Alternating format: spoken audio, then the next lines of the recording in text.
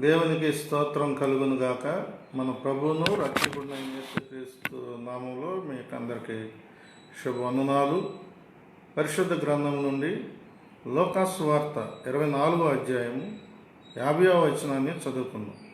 ఆయన బేతనీయ వరకు వారిని తీసుకొని పోయి చేతులెత్తి వారిని ఆశీర్వదించెను. ప్రార్థన చేసుకుందాం. పరిశుద్ధుడును పవిత్రుడైన మా తండ్రి, జీవము గల దేవ, కృపా సత్య సంపూర్ణుడా, మమ్మలను ప్రేమించి మా జీవితాల్లో మీరు అనుగ్రహించి నీ శ్రేష్టమైన దినాన్ని బట్టి మీకు వందనాలు, స్తుతులు, స్తోత్రాలు చెల్లించుకుంటున్నాం. మా తండ్రి, దయగలిగిన తండ్రి, కృపగల దేవ, ప్రేమమయుడా, పరిశుద్ధుడా, సర్వోన్నతుడా, సర్వశక్తుడా, సర్వాధికారి, స్తుతులకు పాత్రుడా, స్తోత్రాహుడా, పూజానీయుడా, పరిశుద్ధుడు అయిన మా తండ్రి, మీకు వందనాలు, స్తోత్రాలు. కృపా సత్య సంపూర్ణుడా, మమ్మల్ని ప్రేమించి మీరు అనుగ్రహించినటువంటి ప్రభా నాయన, మీ కుమారుడు మా రక్షకుడైన యేసయ్యను బట్టి మీకు వందనాలు, స్తోత్రాలు.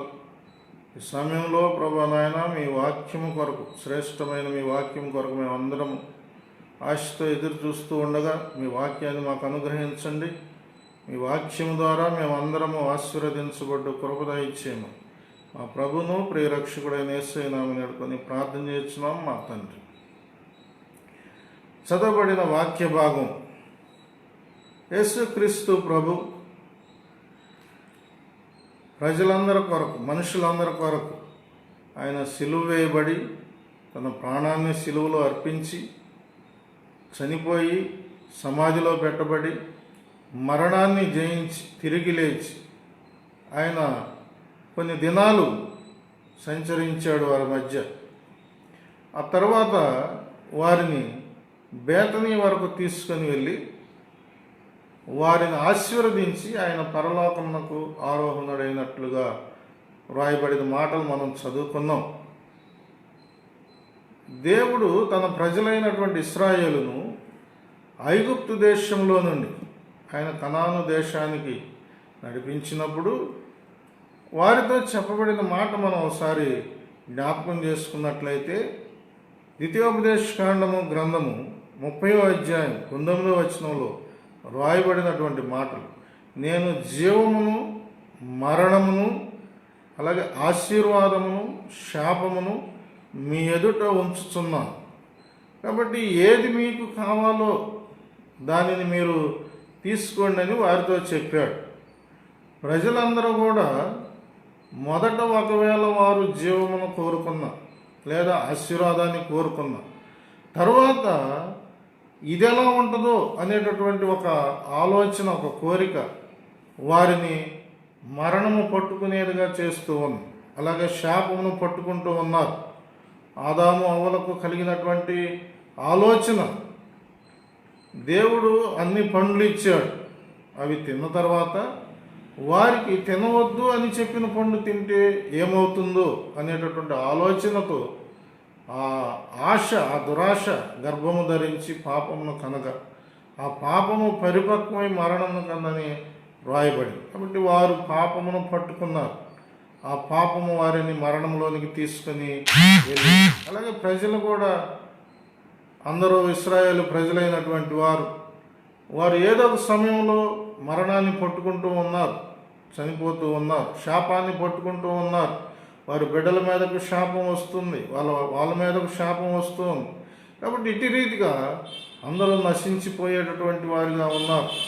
నాయకులు కూడా కొన్నిసార్లు వారు దేవుని ఆజ్ఞను అతిక్రమించి, ఇశ్రాయేలు ప్రజలను నడిపించినటువంటి నాయకుడైనటువంటి మోషే కూడా ఒక దినాన ఆయన దేవుని ఆజ్ఞను అతిక్రమించి మరణాన్ని పట్టుకున్నటువంటి వాడిగా ఉంటూ ఉన్నాడు. కాబట్టి భూమి మీద ఉన్న మనుషులందరూ కూడా ఇటు రీతిగా నశించిపోతున్నారు. వాళ్ళ ముందున్నటువంటి ఆశీర్వాదం కంటే ఎక్కువగా శాపం వైపు వారి మనస్సు మరలుతూ ఉంది. అందుకనే పౌలు జ్ఞాపకం చేస్తూ ఉన్నాడు రోమీయులకు రాసిన పత్రికలో, నాకు తెలియని ఏదో ఒక నియమము నన్ను కీడు వైపు నడిపిస్తూ ఉంది. నేను మేలుకరమైన మార్గం వెళ్ళాలనుకుంటున్నాను, కానీ అది నాలో ఉన్నందున అది నన్ను కీడు వైపు నడిపించేదిగా, మరణం వైపు నడిపించేదిగా, శాపం వైపు నడిపించేదిగా ఉందని జ్ఞాపకం చేస్తూ ఉన్నాడు. కాబట్టి ఆ శాపం వైపు వెళ్తున్నటువంటి ప్రజలందరినీ రక్షించటానికి దేవుడు ఆలోచన చేసి తన అద్వితీయ కుమారుడైన యేసుక్రీస్తు ప్రభువును ఈ లోకానికి ఆయన పంపించాడు. దేవునికి స్తోత్రం కలుగునుగాక. యేసుక్రీస్తు గురించి ఆయన భూమి మీద జన్మించకముందే పరమగీతం గ్రంథంలో లేదా ప్రవక్తలైనటువంటి వారు ఆయన గురించి ప్రవచించారు, అనేకమైనటువంటి విషయాలని ప్రవచించారు. అయితే పరమగీత గ్రంథంలో ఆయన అదొక పాట ఆయన గురించి వర్ణించాడు, కొన్ని చక్కని మాటలతో వర్ణించడం జరిగింది. ఎవరైనా ఒక వ్యక్తిని, ఒక నాయకుడిని మనం అభిమానించినప్పుడు లేదా వాళ్ళ దగ్గర నుంచి ఏదైనా బహుమతి ఆశించినప్పుడు వారున్న స్థితి కంటే ఎక్కువగా మనం పొగుడుతూ ఉంటాం. సూర్యుడు అంటాం, చంద్రుడు అంటాం, లేకపోతే ఇంద్రుడు అంటాం, రకరకాలుగా వారిని పొగుడుతూ ఉంటాం.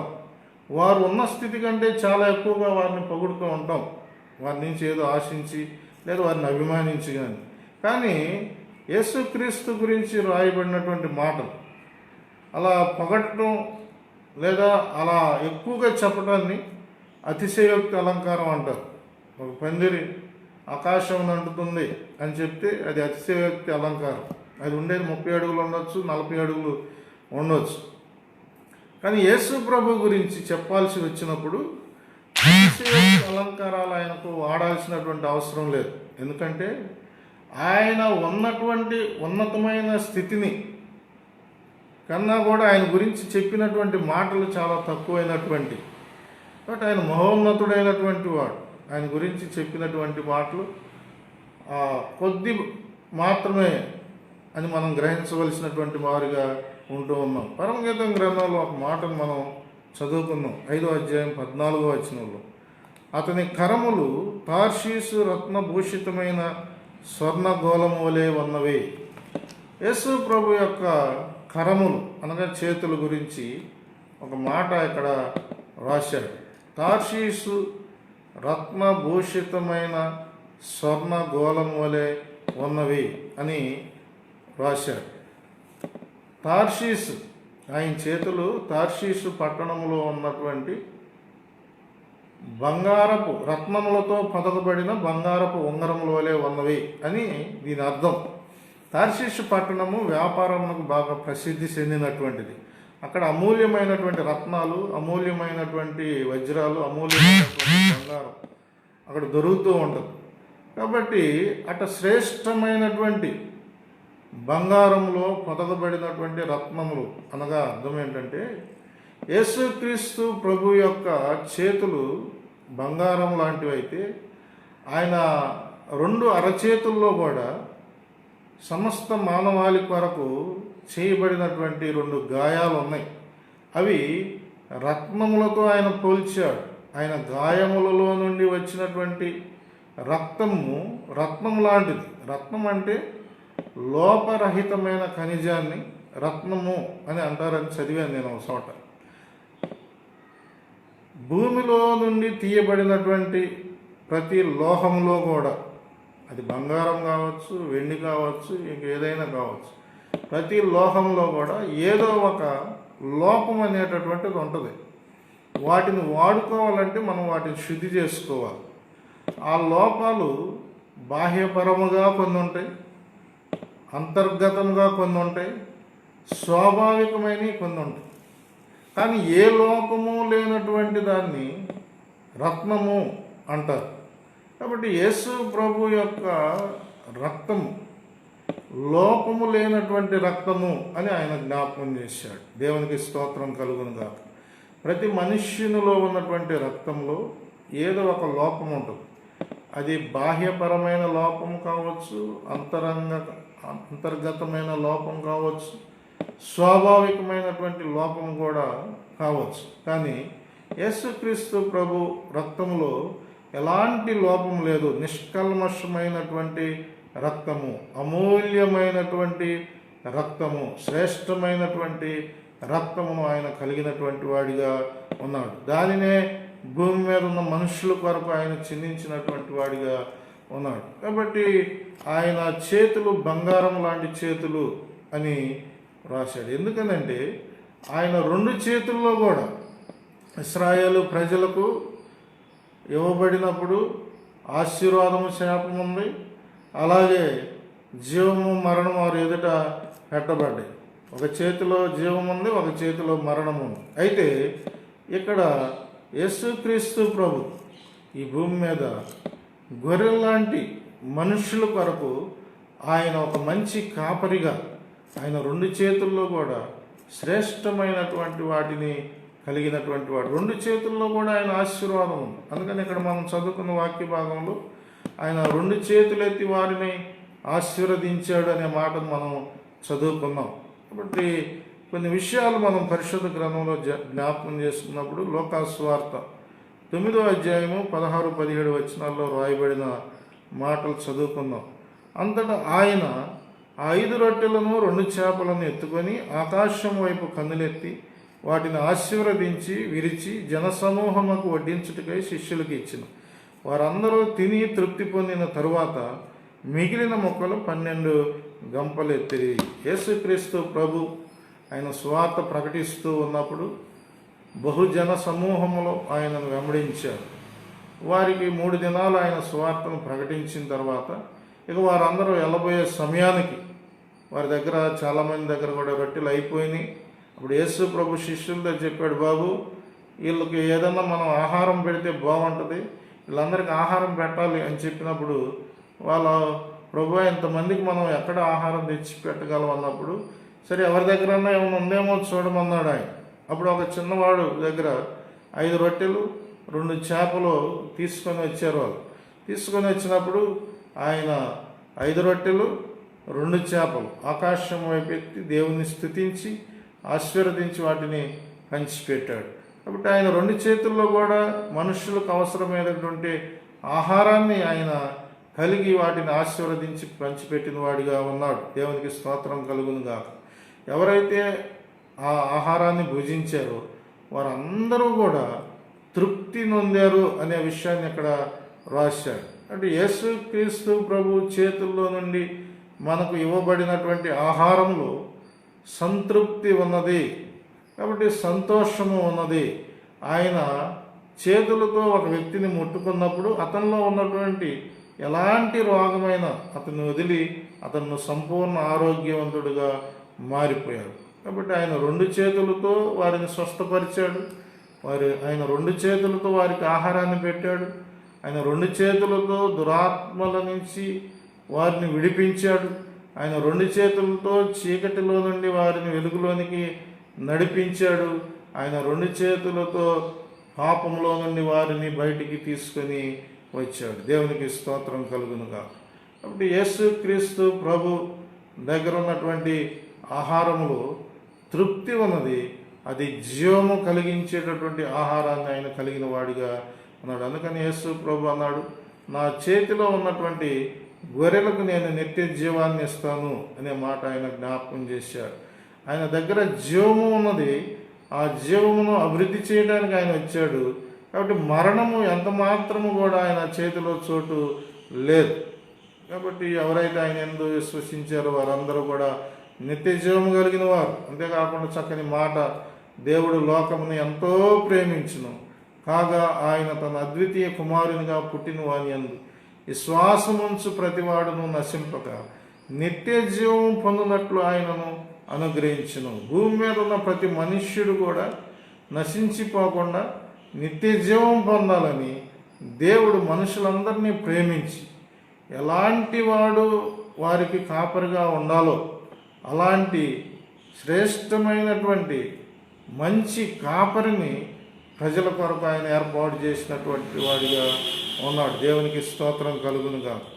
తర్వాత మరొక మాట మనం చదువుకున్నప్పుడు లోకాసు వార్త 22వ అధ్యాయం 19-20 వచనాల్లో రాయబడిన మాటలు. పిమ్మట ఆయన ఒక రొట్టె పట్టుకొని కృతజ్ఞతాస్తుతులు చెల్లించి దాన్ని విరిచి వారికిచ్చి, ఇది మీ కొరకు ఇయ్యబడుచున్న నా శరీరము, నన్ను జ్ఞాపకము చేసుకున్నటకు దీన్ని చేయడని చెప్పాను. ఆ ప్రకారమే భోజనమైన తరువాత ఆయన గిన్నెయు పట్టుకొని, ఈ గిన్నె మీ కొరకు చిందించబడుచున్న నా రక్తము వలన క్రొత్త నిబంధన అన్నాడు. యేసుక్రీస్తు ప్రభు యొక్క 2 చేతుల్లో కూడా ఎవరైతే ఆయన్ను ప్రేమించి పాపమును విడిచిపెట్టి ఆయన రక్తము చేత కడగబడి సంఘంలో చేర్చబడి ఆయన బిడ్డలుగా జీవిస్తూ ఉన్నారు, ఆయన పరిచర్య చేస్తూ ఉన్నారు. అలాంటి వారి కొరకు ఆయన ఒక రొట్టెను పట్టుకొని అన్నాడు, ఇది నా శరీరము అని చెప్పాడు. అలాగే ఒక గిన్నెను పట్టుకొని ఆ గిన్నెలో ఉన్నటువంటి ద్రాక్షారసం, ఇది నా రక్తమునకు సాదృశ్యము అని చెప్పాడు. ఆ రాత్రి ఆయన ఇచ్చినటువంటి ఆ రొట్టె, ఆ ద్రాక్షారసము ఆశీర్వదించబడి కొన్ని వేల రొట్టెలుగా, కొన్ని వేల లీటర్ల ద్రాక్షారసంగా, లేదా కొన్ని కోట్ల లీటర్ల ద్రాక్షారసంగా అది ఆశీర్వదించబడి అనేక మంది ఆ శరీర రక్తములకు సాదృశ్యమైనటువంటి రొట్టె ద్రాక్షారసము ద్వారా దేవుని పరిచర్యలో దేవునిని మహిమపరిచేటటువంటి వారిగా ఉన్నారు. దేవునికి స్తోత్రం కలుగునుగా. ఆయన నన్ను జ్ఞాపకం చేసుకోవడానికి దీన్ని చేయమని ఎందుకు చెప్పాడంటే, ఆయనకు కలిగినటువంటి శ్రమలు, ఆయనకు కలిగినటువంటి హింసలు, ఆయనకు కలిగినటువంటి దోషములు, ఆయనకు కలిగినటువంటి నిందలు మన జీవితంలో కూడా కలిగినప్పుడు మనము ఆయనను జ్ఞాపకం చేసుకొని, ఆయన శరీరము నలగొట్టబడుతున్నా, అది రొట్టె వలె విరవబడుతున్నా కూడా మౌనముగా ఉండి ఆయన దేవునిని మహిమపరిచిన వాడిగా ఉన్నాడు. అలాగే ఆయన శరీరం అంతా కూడా కొరడాలతో కొట్టబడి, ముళ్ళ కిరీటం పెట్టబడి, లేదా సిలువలో మేకులతో కొట్టబడి, చివరి రక్తపు బిందు వరకు కూడా భూమి మీద కారుతున్నా కూడా ఎంత బాధనైనా ఆయన ఓర్చుకున్నాడు. కానీ సహనము కలిగి మౌనముగా దానిని భరించినటువంటి వాడిగా ఉన్నాడు. అలా ఉండుట వలన ఆయన దేవునిని మహిమపరిచిన వాడిగా ఉన్నాడు. దేవునికి స్తోత్రం కలుగునుగా.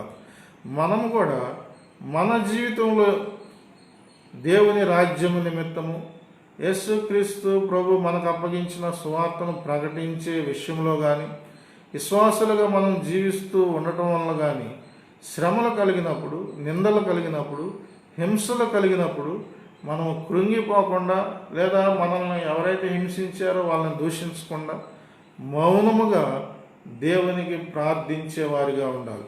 ఎవరైతే మనల్ని హింసిస్తున్నారో వారి కొరకు మనం ప్రార్థించగలిగినటువంటి ఆత్మను కలిగిన వారిగా ఉండాలని ప్రభు మన కొరకు వాటిని ఇచ్చినటువంటి వాడిగా ఉన్నాడు.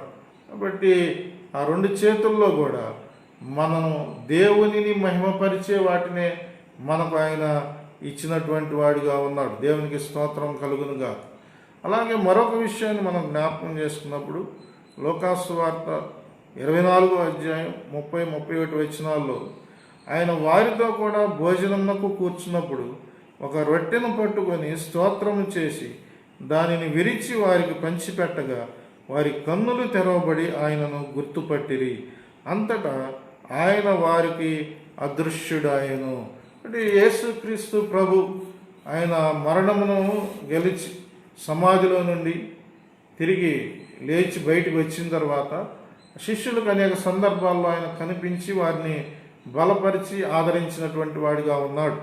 అలాగనే ఒక దినాన ఇద్దరు శిష్యులు యెరూషలేమునకు ఆమడ దూరంలో ఉన్న ఎమ్మాయి అను గ్రామమునకు వెలుచు ఆ జరిగినటువంటి సంగతులను గురించి యేసుక్రీస్తు ప్రభు ఎడల ప్రధాన యాజకులు, శాస్త్రుల పరిచయులు చేసినటువంటి దాని విషయంలో వాళ్ళు మాట్లాడుకుంటూ వెళ్తూ ఉన్నప్పుడు వారితో పాటు యేసు ప్రభు కూడా కలిసి వారితో మాట్లాడాడు. వారికి లేఖనాలను జ్ఞాపకం చేశాడు. అయితే ఒక రాత్రి అయిపోతుంది, మరి మీరు ఒక్కళ్ళు ఎక్కడికి వెళ్తారు, ఈ రాత్రి మాతో ఉండమని వారు బలవంతం చేసినందున వారితో ఉన్నాడు. ఉండి ఆయన ఏం చేశాడంటే ఒక రొట్టె స్తోత్రం చేసి వారికి దాన్ని పంచిపెట్టినప్పుడు, దాన్ని విరిచి వారికి పంచిపెట్టగా వారి కన్నులు తెరవబడిను అనే చక్కని మాట మనం చదువుకున్నాం. అంటే యేసుక్రీస్తు ప్రభు ఇప్పుడు ఆయన మహిమా స్వరూపుడుగా ఉన్నాడు. మరణాన్ని జయించి తిరిగి లేచాడు కాబట్టి మహిమను కలిగినటువంటి వాడిగా ఉన్నాడు. అందువలన వారు ఆయన గుర్తుపట్టలేకపోయారు. ఎప్పుడైతే ఆయన స్తోత్రాలు చెల్లించి ఒక రొట్టెను వారికి ఇచ్చాడు, ఆ రొట్టెను తీసుకోగానే వారి కన్నులు తెరవబడిన మాట రాయబడింది. కన్నులు తెరవబడటం అనగా ఇప్పటి వరకు కూడా వారు లోకంలో ఉన్న వాటిని చూసే కన్నులు కలిగి ఉన్నారు, శరీర సంబంధమైన వాటిని చూసే కన్నులు కలిగి ఉన్నారు. అయితే ఇప్పుడైతే వారు మహిమ సంబంధమైన వాటిని చూసేటటువంటి కన్నులు కలిగిన వారిగా ఉన్నారు. దేవునికి స్తోత్రం కలుగునుగా. కాబట్టి విశ్వాసమును బట్టి మోషే అదృశ్యమైన వాటిని చూస్తున్నట్టు స్థిర బుద్ధి గలవాడై ఆయన నడిచాడనేటటువంటి విషయాన్ని మనం హెబ్రీ పత్రికలో జ్ఞాపకం చేసుకుంటాం. కాబట్టి విశ్వాసమును బట్టి మనం అదృశ్యమైన వాటిని చూడాలి. పరలోకంలో మన కొరకు ఏర్పాటు చేయబడినటువంటి సిద్ధపరిచినటువంటి మహిమ కిరీటం లేదా జీవ కిరీటం, నీతి కిరీటాన్ని చూడగలిగినటువంటి కన్నులు కలిగిన వారిగా మనం ఉండాలి. అందుకనే పౌలు చక్కని మాట జ్ఞాపకం చేశాడు, మంచి పోరాటము నేను పోరాడాను, నా కొరకు నీతి కిరీటము ఉంచబడి. కాబట్టి దేవుని కొరకు స్వార్థ నిమిత్తము నేను మంచి పోరాటాన్ని పోరాడాను భూమి మీద. దీని కొరకు బహుమానంగా దేవుడు నా కొరకు ఒక నీతి కిరీటాన్ని ఉంచాడు అని ఆ నీతి కిరీటాన్ని చూస్తూ ఆయన స్వార్థ పరిచర్య చేసినటువంటి వాడిగా ఉన్నాడు. దేవునికి స్తోత్రం కలుగునుగా. అనేక మంది కూడా దేవుని పరిచర్య చేస్తూ ఉన్నప్పుడు భూ సంబంధమైన వాటిని చూస్తూ ఉన్నారు, భూ సంబంధమైన వాటిని సంపాదించుకుంటూ ఉన్నారు, భూ సంబంధమైన వాటి మీద దృష్టి పెడుతూ వారు పరిచర్య చేస్తూ ఉన్నారు.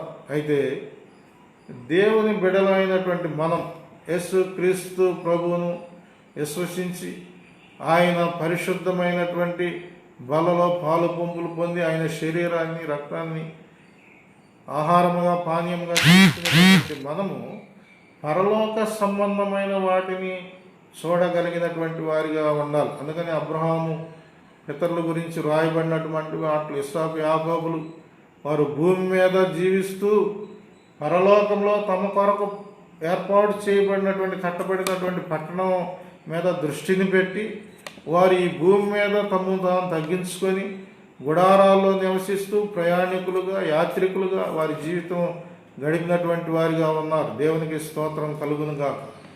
మనం కూడా ఈ లోకంలో జీవిస్తూ ఉన్నప్పుడు పరలోక సంబంధమైన వాటిని మహిమకరమైనటువంటి వాటిని చూడగలిగినటువంటి కన్నులు కలిగిన వారిగా మనము ఉండాలని ప్రభువు మన ఎడల ఆశను కలిగిన వాడిగా ఉన్నాడు. కాబట్టి వారి కన్నులు తెరవబడి వారు ఆయన గుర్తుపట్టారు. కాబట్టి మన మార్గంలో మనం నడుస్తూ ఉన్నాం, దేవుని మార్గంలో మనం నడుస్తూ ఉన్నాం. అందుకని యెహోషువ గ్రంథంలో రాయబడినటువంటి మాట 3వ అధ్యాయంలో 4వ వచనంలో, మీరు ఎల్లు త్రోవ మీరు ఇంతకు ముందుగా వెళ్ళినది కాదు, మీరు దానిని గుర్తుపట్టవలను గనుక ఆ మందస్సమునకు సమీపంగా మీరు నడవరాదు. కాబట్టి మీరు నడుస్తూ ఉన్నప్పుడు ఆ మార్గాన్ని గుర్తుపట్టేటటువంటి వారిగా ఉండాలి, ఆ త్రోవను గుర్తుపట్టే వారిగా ఉండాలి. ఇదిగో ఈ పరిచర్య నేను చేశాను, ఈ పని నేను చేశాను, దీనివల్ల పరలోకంలో నాకు కలిగే ఫలము ఏమిటో నేను దాన్ని తెలుసుకోగలిగినటువంటి వాడిగా ఉండాలి. అలాగే ఒక క్రియ నేను చేస్తూ ఉన్నప్పుడు దీనివల్ల కలిగేటటువంటి ఫలం ఏంటి, నేను పాపమును చేస్తే ఈ పాపం వల్ల నాకు మరణం వస్తుంది అనే విషయాన్ని మనం లోకంలో ఉన్నప్పుడు ఏ విధంగా అయితే తెలుసుకుంటామో అలాగే పరలోక సంబంధమైనటువంటి మార్గంలో జీవ మార్గంలో నడుస్తూ ఉన్నటువంటి మనము ఈ జీవ మార్గంలో ప్రభువును అనుసరించేటటువంటి మనము ఆయనను వెంబడిస్తూ ఉన్నటువంటి మనము ఈ మార్గంలో మనం చేస్తున్నటువంటి క్రియ ద్వారా పరలోకంలో ఎలాంటి దాన్ని మనం ప్రతిఫలాన్ని పొందబోతున్నాం అనేది చూడగలిగినటువంటి వారిగా ఉండాలి. కాబట్టి యేసు ప్రభు ఆయన 2 చేతులు ఎత్తి కూడా వారిని ఆశీర్వదించాడు. దేని కొరకు అంటే ఇప్పుడు నేను ఈ మరణాన్ని జయించి లోకాన్ని జయించి పాపాన్ని జయించి నేను పునరుద్ధానుడయ్యాను, పునరుద్ధాన శక్తిని కలిగిన వాడిగా నేను ఉన్నాను. మీ ముందు నేను పరలోకానికి వెళ్తూ ఉన్నాను. కాబట్టి నా చేతుల కింద ఉన్నటువంటి మీరు కూడా పునరుద్ధాన శక్తిని కలిగి నా వల్లే మీరు కూడా పరలోకానికి వెళ్ళేటటువంటి వారిగా ఉండాలని ఆయన ఏ విధంగా అయితే పరలోకానికి ఆరోహణుడే వెళ్ళాడు అలాగున మనం కూడా ఆయన వల్లే పరలోకానికి ఆరోహణమయ్యే పునరుద్ధాన శక్తిని సంపాదించుకోవాలని ఆయన మన ఎడల ఆశ కలిగిన వాడిగా ఉన్నాడు. ఈ లోకంలో మనము యేసు ప్రభు బిడ్డలుగా జీవిస్తూ ఉన్నాం. యేసు ప్రభువుని అనుసరిస్తూ ఉన్నాం. ఆయనతో కలిసి మనం భోజనం చేస్తూ ఉన్నాం. ఆయనతో కలిసి మనం పరిచర్య చేస్తూ ఉన్నాం. కాబట్టి ఈ సమయంలో, ఆయన మనతో ఉన్నటువంటి సమయంలో, ఆయన చేతుల్లో ఉన్నటువంటి ఆశీర్వాదాన్ని మన చేతుల్లో కూడా కలిగినటువంటి వారిగా ఉండాలి. మన రెండు చేతుల్లో కూడా ప్రజలకు ఆశీర్వాదాన్ని పంచిపెట్టేవారిగా ఉండాలి. మన రెండు చేతులతో ప్రజలకు ఆహారాన్ని పంచిపెట్టేవారిగా ఉండాలి. మన రెండు చేతులతో ప్రజల స్వస్థత కొరకు మనం ప్రార్థించేవారిగా ఉండాలి, స్వస్థపరిచేవారిగా ఉండాలి. మన రెండు చేతులతో మేలు చేసేటటువంటి వారిగా ఉండాలి. దేవునికి స్తోత్రం కలుగును గాక. అలాగనే ఆయన శరీరము, ఆయన రక్తము మన కొరకు చెందించబడుతున్నప్పుడు, మన కొరకు నలగొట్టబడుతున్నప్పుడు ఏ విధంగా అయితే ఆయన మౌనంగా ఉన్నాడు, అట్టి రీతిగా మనము కూడా మౌనముగా ఉండి దేవునిని మహిమపరిచే వారిగా ఉండాలి. శ్రమల్లో, హింసల్లో, కష్టాల్లో, నిందల్లో, ఇరుకుల్లో, ఇబ్బందుల్లో, ఉపద్రవాల్లో మనము మౌనముగా ఉండి దేవుని మహిమపరిచే వారిగా ఉండాలి. అలాగనే మన కన్నులు తెరవబడిన వారిగా ఉండాలి. యేసుక్రీస్తు ప్రభు ఆయన భూ సంబంధమైన ఆ యొక్క వాటి మీద దృష్టి పెట్టకుండా పరలోక సంబంధమైన వాటి మీద దృష్టి పెట్టి పరిచర్య చేసినటువంటి వాడిగా ఉన్నాడు. అంటే మనము కూడా ఆయన దగ్గర నేర్చుకోవాల్సింది. ఆయన మనతో ఉన్నప్పుడు, ఆయన సాహచర్యంలో, ఆయన సహవాసంలో, ఆయన సాంగత్యంలో మనము కూడా పరలోక సంబంధమైన వాటి, మహిమ సంబంధమైన వాటిని చూస్తూ మనము పరిచర్య చేసేవారిగా ఉండాలి. కాబట్టి మనందరము కూడా చక్కగా ఆయన కరములు తర్షీసు రత్న భూషితమైన స్వర్ణగోళం వలె ఉన్నాయి. అనగా చక్కని రత్నాలతో పొదగబడినటువంటి బంగారపు ఉంగరాల వలె ఆయన చేతులు ఉన్నాయి అనే మాట మనం చదువుకున్నాం. మన చేతులు కూడా అటు రీతిగా ఉండాలని ప్రభు ఆశపడుతున్నాడు. అలాంటి భాగ్యము ప్రభు మనందరికి దయచేయునుగాక. ప్రార్థన చేసుకుందాం. పరిశుద్ధుడు, పవిత్రుడైన మా తండ్రి, జీవము గల దేవ, కృపా సత్య సంపూర్ణుడా, మమ్మల్ని ప్రేమించి శ్రేష్టమైన వాక్యాన్ని బట్టి వందనాలు, స్తోత్రాలు. ఎవరైతే మీ వాక్యాన్ని వినుచూ ఉన్నారో అటు బిడ్డలందరూ కూడా వారు ప్రభా నాయన ప్రతి విధమైన పాపం నుండి, శాపం నుండి, మరణం నుండి, నాశనం నుండి విడిపించబడి ప్రభా నాయన పవిత్రపరచబడినటువంటి రక్తము కలిగిన వారు, యేసుక్రీస్తు పవిత్రమైన రక్తము ద్వారా, నిష్కల్మషమైన అమూల్యమైనటువంటి రక్తము ద్వారా విమోచించబడినటువంటి వారిగా ఉండుటకు కృప దయచేయండి నా తండ్రి. మీకు వందనాలు, స్తోత్రాలు. ఆయన రెండు చేతుల్లో కూడా ప్రభా నాయన జీవమును కలిగించేటటువంటి ఆహారం ఉన్నది, స్వస్థత ఇచ్చేటటువంటి చేతులు నా తండ్రి. ప్రభా నాయన నా దేవ మా తండ్రి, అలాంటి చేతులు మీ వాక్యాన్ని వినుచున్నటువంటి బిడ్డలందరూ కలిగి ఉండు కృప దయచేయండి. అలాగే ఆయన శరీరము నలగగొట్టబడుతున్న, ఆయన రక్తము చిందించబడుతున్న మౌనముగా ఉండి ప్రభా నాయన మీ నామమును మహిమపరిచిన వాడిగా ఉన్నాడు. దేవునికి మీకు స్తోత్రం కలుగును గాక. ప్రభువ, ఇదిగో నా తండ్రి, ఆయన వలె మేము కూడా మా జీవితంలో శ్రమలు, నిందలు, హింసలు ఎదురైనప్పుడు మౌనంగా ఉండి, సహనముగా ఉండి మమ్మల్ని మహిమపరిచే భాగ్యాన్ని మాకు దయచేయండి. అలాగే ఆయన స్తోత్రం చేసి రొట్టెను పంచినప్పుడు వారి కన్నులు తెరవబడిని అనే విషయాన్ని మేము జ్ఞాపకం చేసుకున్నాం. మా తండ్రి, మా అందరి కన్నులు తెరవబడి మహిమ సంబంధమైన వాటిని, పరలోక సంబంధమైన వాటిని, అదృశ్యమైన వాటిని చూస్తూ ప్రభు నాయన స్థిరమైన బుద్ధి కలిగి ప్రభు నాయన నడుచుకునేలాగా ప్రభు దయచేయమని ప్రార్థిస్తాం. మా తండ్రి మీకు వందనాలు, స్తోత్రాలు. మీ కుమారుని రెక్కల క్రింద ఎల్లప్పుడూ స్థిరముగా ఉండి ఆయన శక్తిని పొందుకొని పునరుద్ధానపు శక్తిని కలిగి మేము కూడా ప్రభు నాయన మరణాన్ని జయించి పరలోకానికి ఆరోహణం అయ్యేటటువంటి భాగ్యాన్ని మా అందరికి దయచేయమని, మీ కృపలో సంరక్షించమని మా ప్రభువును ప్రియరక్షకుడైన యేసయ్య నామమున వేడుకొని ప్రార్థన చేస్తున్నాం మా తండ్రి. Amen, amen, amen. మన తండ్రి అయిన దేవుని ప్రేమయు, ఆయన కుమారుడైన యేసుక్రీస్తు కృపయు, పరిశుద్ధాత్మ సహవాసమును మనకు ఎల్లప్పుడూ తోడుగా ఉండి శ్రేష్టమైనటువంటి ఆయన ఇంటికి మనల్ని నడిపించునుగాక. Amen, amen, amen. దేవుని పేరట మీ అందరికీ వందనాలు. దేవుడు మిమ్మల్ని, మీ కుటుంబాలను ఆశీర్వదించునుగాక.